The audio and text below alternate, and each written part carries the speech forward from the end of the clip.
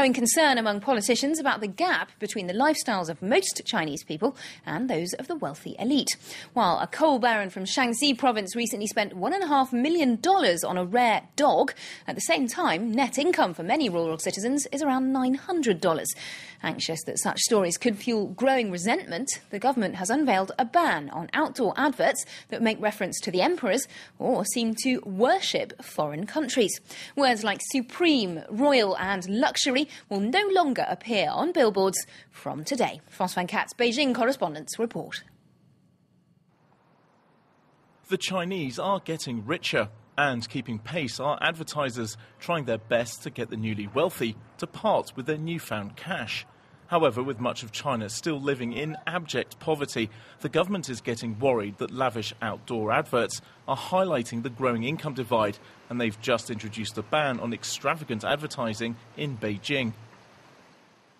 I think this kind of regulation shows the government is really thinking about society. It shows that it cares about the feelings of the majority of the people. I don't think this new rule will be very effective, because everybody wants to buy luxury goods. Look at the white-collar workers, the middle classes. Everyone wants big-name brands. I love them too. The regulation is not entirely new. Authorities in Beijing have tried to censor luxury ads for several years now, claiming that they are provocative. So billboard manufacturers have started to focus on more neutral products, or those directly supported by the government. They've already stopped using banned expressions like royal, imperial and premium. For the creative minds behind advertising in the Chinese capital, the intervention by the authorities comes as no real surprise. I think that our government always wants to be Big Brother. It wants to be able to control everything. But does it really want to fundamentally change the world of advertising, its morality? I'm not so sure. They've simply launched an attack against an easy target, because it's so easy to blame advertising.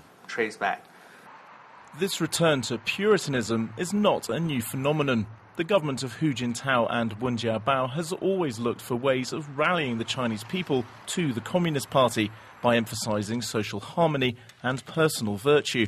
And some see this new law as simply an extension of those long-held principles. Nowadays, there's one idea about wealth and how to live a wealthy lifestyle, and it comes from the advertisers. We're told you have to become rich, so you should buy a house and a car. I don't think the government's policy is a conservative backlash. It's trying to answer a question we've been asking for several years. What do you do with the money that you earn?